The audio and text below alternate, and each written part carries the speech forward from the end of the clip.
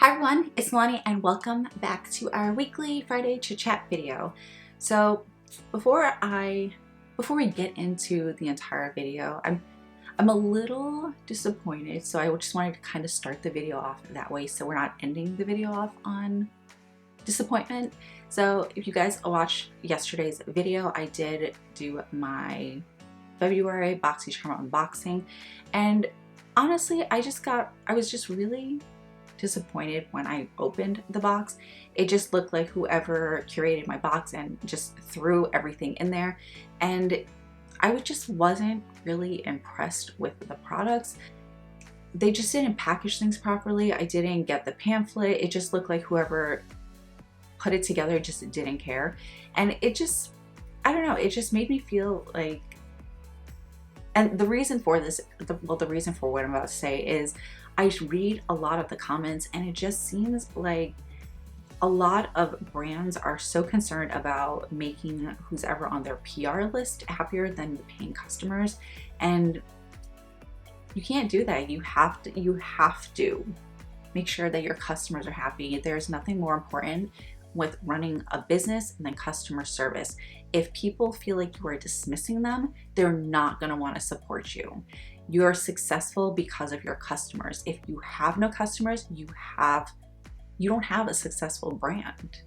Like, that's all it is. So I was just a little disappointed about that, and it's also because a lot of things, they give you questionnaires to fill out, or not, they don't give you questionnaires to fill out. You have a questions or a little quiz when you sign up, and then you can always go back and change it too, because I've changed mine up about 3 times and I don't feel like it even makes a difference. They tell you what products would you prefer, you know, in what order would you like things, and what's your favorite, and I don't feel like they're really doing anything to make you happy. I can't tell you how many times I have clicked a highlighter over a lipstick and I've gotten a lipstick or a lip gloss, and or if they do give you a highlighter, it's just not within your, it's just not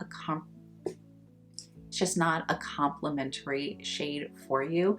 The last highlighter that I got from them was the Becca highlighter. I don't really care for it too much on my skin. I think I'm a little too deep for it, but I do really like it as eyeshadow, and I love Becca's formulas, so I'm not complaining. But in the past I have received a couple of other highlighters, and I've just, you know, I just asked them like, hey, you know, is there a way that you can get a shade that's going to be a little closer and more flattering on my skin tone, because it's just not cute. I can actually show you. Hold on. Okay, so this, for example, this is a Pretty Vulgar Shimmering Swan highlighter. This is the color they sent me. It is, I don't know if you're even going to be able to see, but this is what it looks like. And that's what it looks like.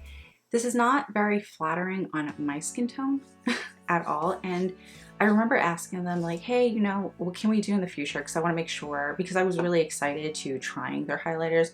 I saw tons of swatches and they had a really nice gold one.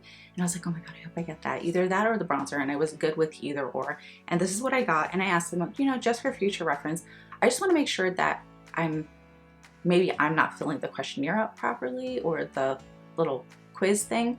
But they said their response to me was, well, you can go on Facebook and trade with someone.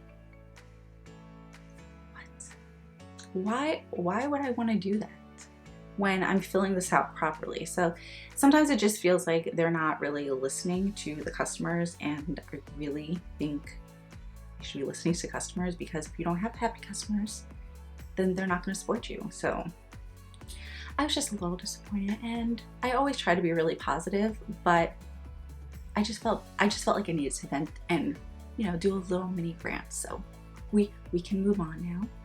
So like I said, I don't really have too much to talk about for this week's video, so it's probably going to be really short, but I did want to do a couple of little recaps from this week's videos that I posted.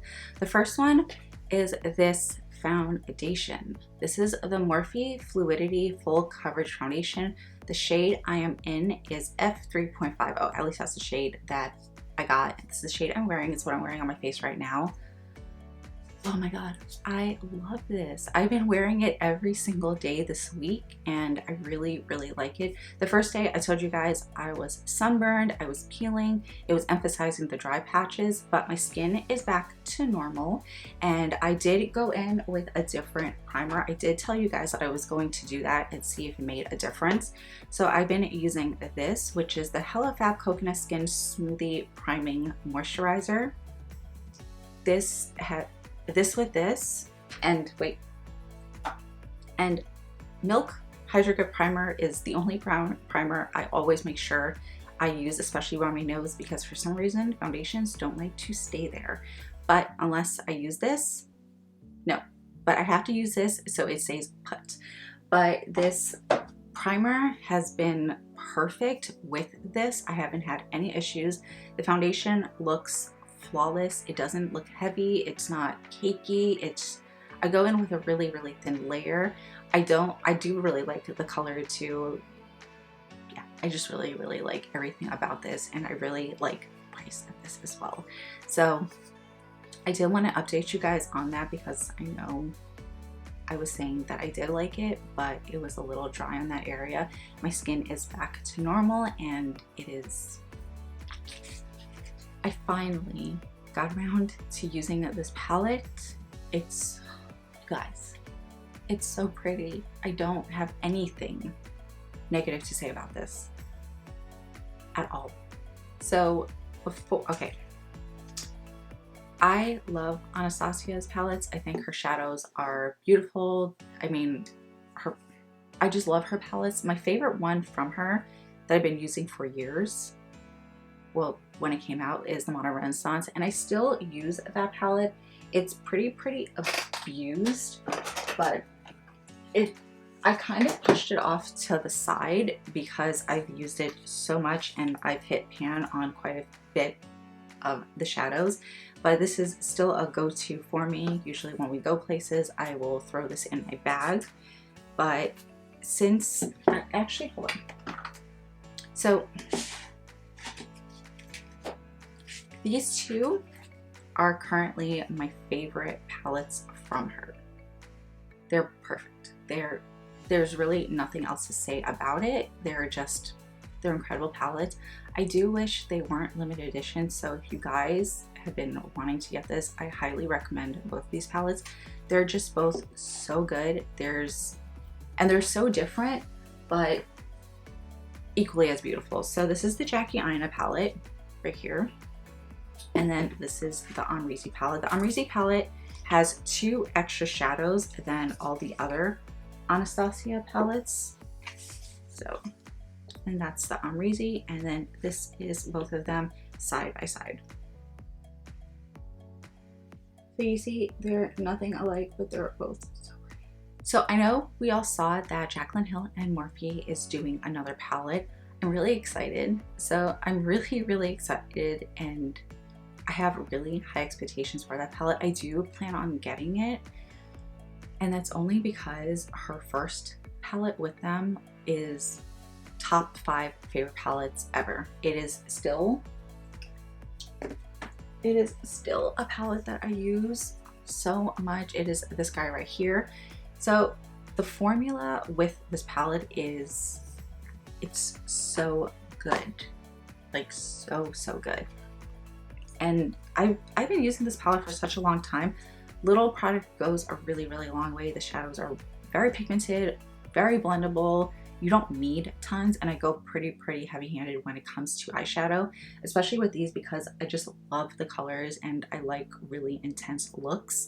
So her new palette, the shadows are completely different, but there's so many reds and burnt oranges, and oh my god, I live for those colors. Those are my go-to comfort colors. When I don't know what I'm doing and I'm just wearing all black, I always go for either a burnt orange, reddish eye. It is just, I feel like it's very flattering on my skin tone, and it's just really nice. Her other palette that she has with Morphe, I think it's called the Vaults. I think the one I have is Bling Boss. Hold on, please hold. this guy. This is Bling Boss. Bling Boss. So this is the palette. The colors are so pretty. I just don't reach for this. Oh my God. The formula between this and this, they're not the same. Don't tell me anything. They're not the same.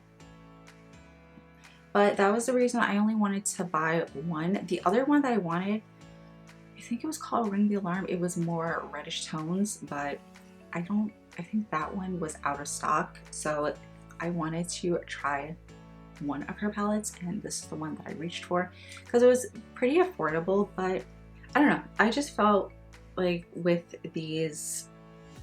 some of these shadows, like they look like they swatch really well, but for some reason when I apply it onto my eyes, it's just not as intense as I would like it to be. And I don't know, I just don't reach for it. The shadows are pretty, but it's not the same formula as the other one. So with that being said, I'm really, really excited for her new palette because she said the formula is the same and the colors just look so good. If you guys haven't seen what it looks like, I'll put a picture up for you so you can see. But honestly, the pictures don't do it justice because I've seen the swatches, and the swatches live look so pretty. But yeah, speaking of intense looks, I filmed this look for you guys. I just wanted to do something different. I know this is not really considered a very wearable look, but I wanted to do something a little different, something fun, something still really easy. And yeah, I wanted to use a palette that I haven't used and featured on my channel before. So hopefully you guys like this look, but it will be up next week.